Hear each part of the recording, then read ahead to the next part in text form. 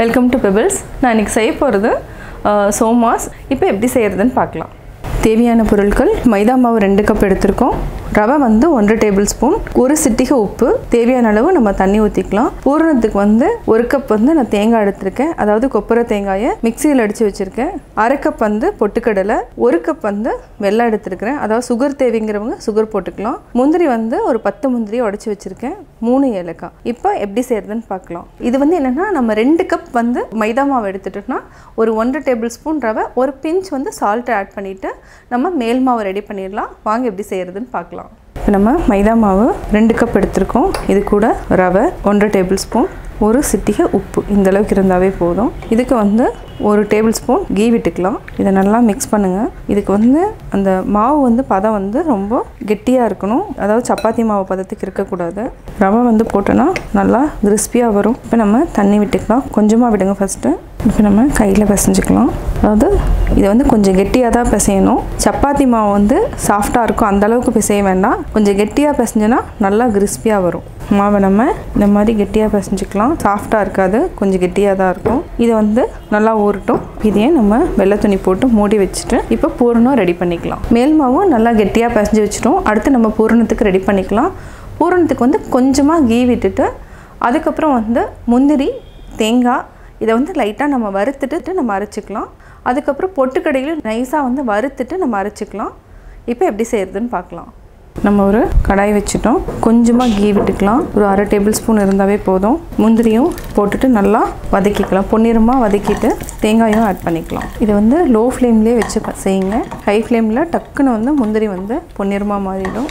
இது ஓரளவுக்கு நல்லா மாறிட்டு வருது. இந்த ஸ்டேஜில் நம்ம தேங்காயும் ஆட் பண்ணிக்கலாம். இதுக்கு வந்து நம்ம ஃப்ரெஷ்ஷாக இருக்கிற தேங்காயும் ஆட் பண்ணலாம். இது வந்து கொப்பரை தேங்காய் சோமாஸ்க்கு வந்து ரொம்ப நல்லாயிருக்கும். அதனால் நான் வந்து கொப்பரை தேங்காயை யூஸ் பண்ணியிருக்கேன். சின்ன சின்னதாக கட் பண்ணிவிட்டு நம்ம மிக்சியில் அடிச்சிட்டோன்னா இந்த மாதிரி வரும். திருவண்ண தேங்காய் மாதிரி ஆயிரும். இதை வந்து நம்ம ஒரு பவுலில் கொட்டிக்கலாம். இப்போ ஆஃப் பண்ணிக்கலாம். லைட்டாக நம்ம பொட்டுக்கடலையும் போட்டுட்டு ஃப்ரை பண்ணிக்கலாம். ரொம்ப வேண்டியதில்லை. இது வந்து அந்த லைட்டாக சூடு இருந்தாவே போதும். உங்களுக்கு கடலை பார்த்தீங்கன்னாவே தெரியும், இன்னும் சூடாகலை. இந்த சூடு இருந்தனாவே நம்ம அப்படியே ஆஃப் பண்ணிக்கலாம். ஏலக்காயும் போட்டுக்கலாம். இதே வந்து நம்ம மிக்சியில் ஒரு ரெடி அடிச்சுட்டு தேங்காய் முந்திரி கூட ஆட் பண்ணிக்கலாம். இப்போ ஆஃப் பண்ணிக்கலாம்.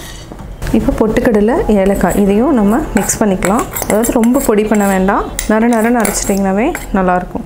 வெல்லத்தையும் நான் பொடி பண்ணி வச்சுருக்கேன். இதையும் நம்ம அப்படியே ஆட் பண்ணிக்கலாம். சுகர் வேணுங்கிறவங்க பொடி பண்ணி போட்டுக்கலாம். நான் வந்து இதுக்கு வந்து சோமாஸ்க்கு வந்து வெல்லம் தான் ஆட் பண்ணியிருக்கேன்.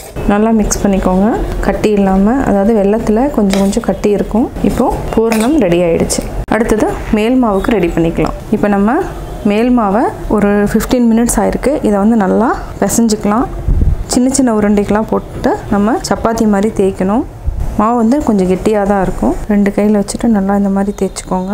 நம்ம சின்ன உருண்டைகளாக எடுத்துக்கலாம். நம்ம உருண்டை பிடிச்சிட்டோம். இப்போ லைட்டாக ஆயில் விட்டுக்கலாம். இதை நல்லா பெருசாக கொண்டு வந்துடுங்க. இந்த மாதிரி அச்சு இருந்ததுன்னா இதுக்குள்ளே வந்து நம்ம லைட்டாக எண்ணெய் தடவி வச்சுக்கோங்க, இல்லைனா வராது. இதில் தூக்கி நம்ம அப்படியே வச்சுருவோம். இப்போ நம்ம பூரணத்தை வச்சுக்கலாம். உங்களுக்கு எவ்வளோ தேவையோ அவ்வளோ வச்சுக்கோங்க. எக்ஸ்ட்ரா இருக்கிற மாவை நம்ம எடுத்துக்கலாம்.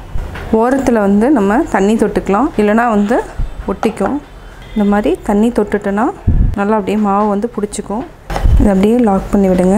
இந்த மாதிரி பண்ணிவிட்டு நம்ம எக்ஸ்ட்ரா மாவை அப்படியே எடுத்துக்கலாம். இப்போ ஈஸியாக வந்துடுச்சு. இதே மாதிரி நம்ம எல்லாமே தேய்ச்சிட்டு எடுத்து வச்சுக்கலாம். ஒருவேளை இந்த அச்சு இல்லைன்னா இந்த மாதிரி ஒரு ஷார்ப்பாக இருக்கிறதுல எடுத்துக்கோங்க.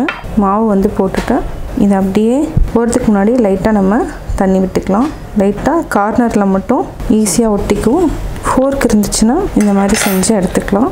அதே மாதிரி இந்த சைடும் இதுவும் உங்களுக்கு ஈஸியாக இருக்கும். இந்த மாதிரி ரெடி ஆயிரும். இப்போ நம்ம எல்லாத்தையும் எடுத்து பொரிச்சுக்கலாம். இப்போது பூரணத்தோடு மேல் மாவு ரெடி பண்ணிட்டோம். இப்போது எண்ணெய் காஞ்சிட்ருக்கு, செக் பண்ணி பார்த்துக்கலாம். நம்ம ஒன்றா போட்டு எடுத்துக்கலாம். இது வந்து சிம்மில் வச்சுக்கலாம். இது நல்லா பொன்னிறமாக வர வரைக்கும் வெயிட் பண்ணலாம். ஹை ஃப்ளேமில் வச்சிங்கன்னா உடனே வந்து பொன்னிறமாயிரும். ஆனால் மாவு வந்து வேகாது. அதனால் நம்ம சிம்மில் வச்சுட்டு அதுக்கப்புறம் நம்ம மீடியம் ஃப்ளேமுக்கு மாற்றினா கரெக்டாக எல்லாமே வந்து பொன்னிறமாக மாறிடும்.